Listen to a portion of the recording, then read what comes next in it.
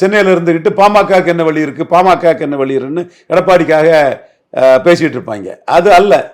90 தொகுதியில் எடப்பாடி பழனிசாமியால பாமக இல்லாமல் ஃபைட் பண்ண முடியாது. பாஜகவை அவர் சேர்த்துக்கிட்டாருன்னா சவுத்தில் பாஜக இல்லைன்னா ஃபைட் பண்ண முடியாது. அண்ணாமலை சீமான சீஃப் மினிஸ்டரா சொல்லி சவுத்தில் எடப்பாடியை டெபாசிட் இழக்க வச்சிருவாரு. வெஸ்ட்ல பாஜக இல்லாமல் ஃபைட் பண்ண முடியாது. அண்ணாமலை சீமான சீஃப் மினிஸ்டரா சொல்லி யாருக்கு 2வது இடங்கிறதுல பிரச்சனை ஆயிருக்கும். சிட்டியில் அதான் நிலைமை. நார்த்தில் பாஜகவே மைனஸ். அண்ணாமலை எப்படியா இருந்தாலும் தேசிய தலைமை கட்டுப்பாடு தான் நடந்தாகணும் கூட்டணி தர்மத்தின் படி. அதை செய்திருவாருங்கிறதுக்காக தான் எடப்பாடி உள்ள வந்தார்.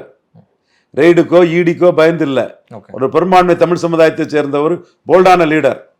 அவர் பாஜகவுக்குள்ள வரும்போது முபாரக்கை தவிர அவர்கிட்ட யாரும் கிடையாது. தேமுதிக விலகி போயிட்டாங்க. புதிய தமிழகம் அந்த அருந்ததியர் உள்ஒதுக்கீட்டில் பறையருக்கும் தேவேந்திர வேளாளருக்கும் மாறான ஒரு நிலைப்பாட்டை இவர் எடுத்துட்டாருன்னு அவங்க விலகி போயிட்டாங்க. அப்ப யாருமே கூட்டணி இல்லாத சூழ்நிலையில அமித்ஷாட்ட வர்றாரு. இப்ப எல்லாரும் என்ன சொல்றாங்க, அமித்ஷா ரொம்ப விழுந்துட்டாரு, அமித்ஷா காத்து கிடந்தாரு. ஆமா, ஏன் அமித்ஷா காத்து கிடந்தாரு? எடப்பாடி 24 உள்ள ஸ்டாண்ட்ல இருந்து மாறிட்டாரு.